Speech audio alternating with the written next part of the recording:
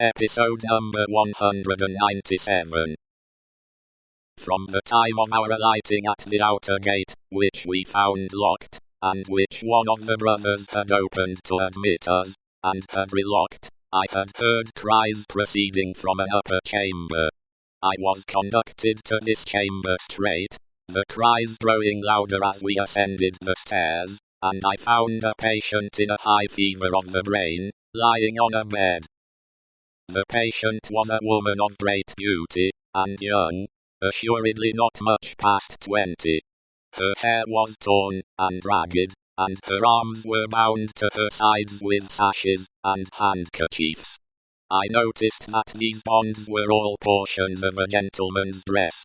On one of them, which was a fringed scarf for a dress of ceremony, I saw the armorial bearings of a noble, and the letter E.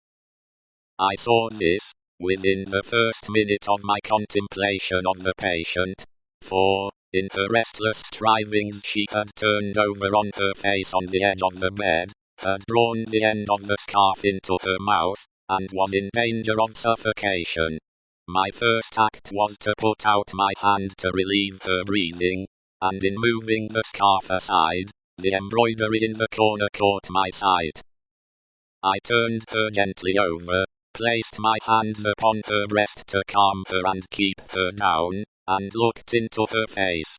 Her eyes were dilated and wild, and she constantly uttered piercing shrieks, and repeated the words, "My husband, my father, and my brother," and then counted up to 12, and said, "Hush."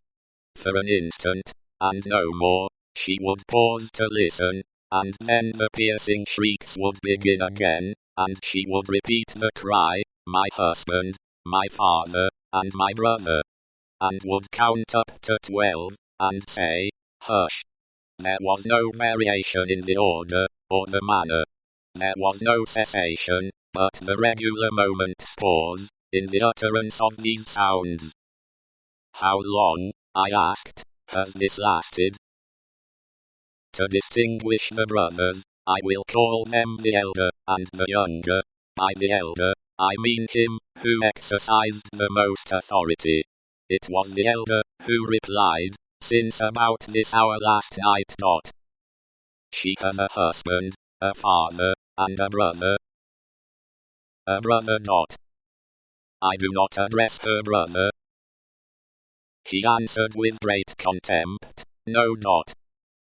She has some recent association with the number 12. The younger brother impatiently rejoined, "With 12 o'clock.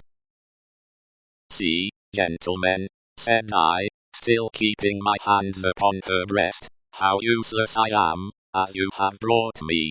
If I had known what I was coming to see, I could have come provided. As it is, time must be lost. There are no medicines to be obtained in this lonely place. The elder brother looked to the younger, who said haughtily, "There is a case of medicines here," and brought it from a closet, and put it on the table. *****. I opened some of the bottles, smelt them, and put the stoppers to my lips. If I had wanted to use anything save narcotic medicines that were poisons in themselves, I would not have administered any of those."